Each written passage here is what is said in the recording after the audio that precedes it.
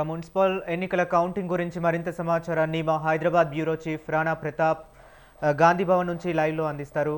రాణా ప్రతాప్ చెప్పండి.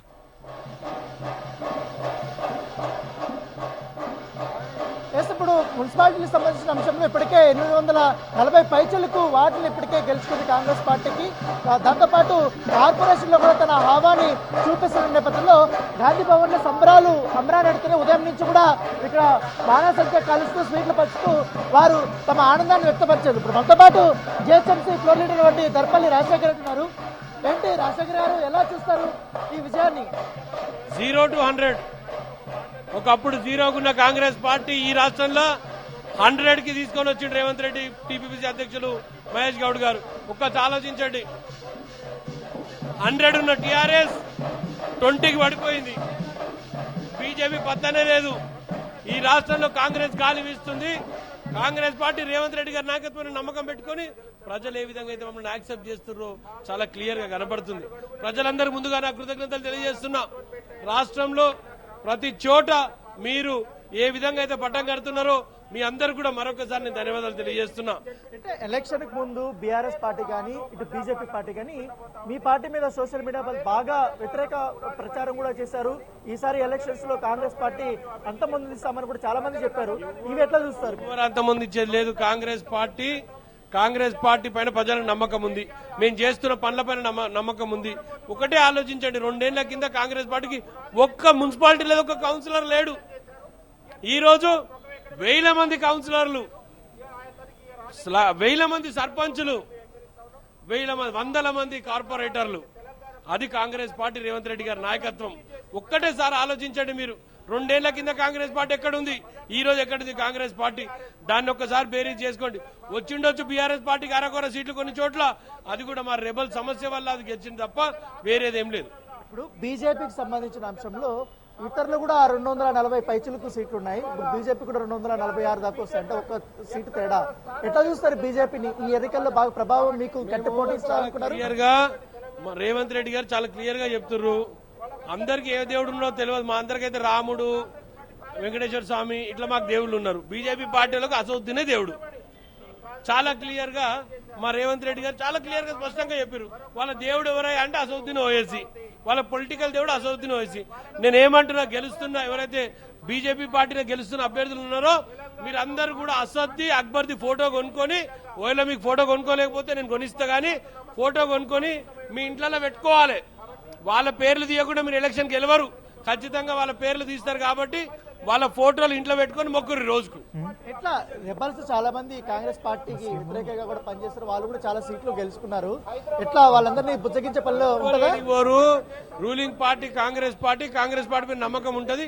రేపు ఎక్కడైనా పని చేసుకోవాలనుకుంటే రూలింగ్ పార్టీతో అయితే తప్ప వేరే పార్టీలో కాదని స్పష్టంగా తెలిసింది. ఇంకోటి స్పష్టంగా చెప్తున్నా, ఇంకోటి గుర్తుపెట్టుకోవాలి. రానున్న Malkajgiri municipal corporation, greater Hyderabad municipal corporation, Cyberabad municipal corporation, దీంట్లో కూడా కాంగ్రెస్ జెండా ఎగరబోతుంది. చాలా ఇంపార్టెంట్ ఈ మూడు కార్పొరేషన్ లో ఖచ్చితంగా కాంగ్రెస్ పార్టీ జెండా ఎగరబోతుంది. 3 సంవత్సరాలు టీఆర్ఎస్ పార్టీలో నేను కార్పొరేటర్ ఉండే, 2 సంవత్సరాల తర్వాత కాంగ్రెస్ పార్టీ కార్పొరేటర్ గా నేను ఉన్నా. క్లియర్ గా చెప్తున్నా, ఆ 3 సంవత్సరాలు ఇచ్చిన ఫండ్స్ గానీ ఇప్పుడు మేము తీసుకొచ్చిన ఫండ్స్ గానీ చాలా తేడా ఉంది. అది బీజేపీ అడిగినా చెప్తుంది, టీఆర్ఎస్ అడిగినా చెప్తుంది, కాంగ్రెస్ పార్టీ కార్పొరేటర్లు అడిగినా చెప్తారు.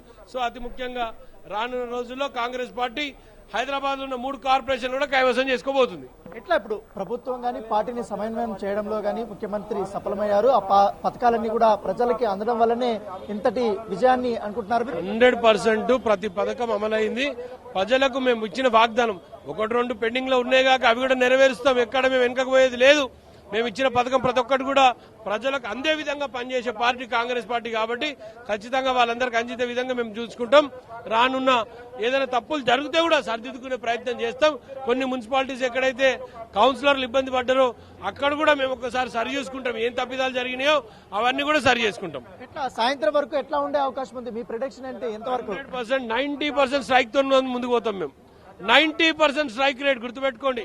ఈ రాష్ట్రంలో 0 ఉన్న కాంగ్రెస్ పార్టీ మున్సిపాలిటీస్ లో 90% స్ట్రైక్ రేట్తో ముందుకు పోతుంది. ఒకసారి మీరు అందరు కూడా గమనిస్తారు. ఇంకొక గంట 2 గంటల్లో ఫలితాలన్నీ బయటకు వస్తాయి. కార్పొరేషన్స్ తో పాటు మున్సిపాలిటీస్ అన్ని కూడా గెలవబోతున్నాం.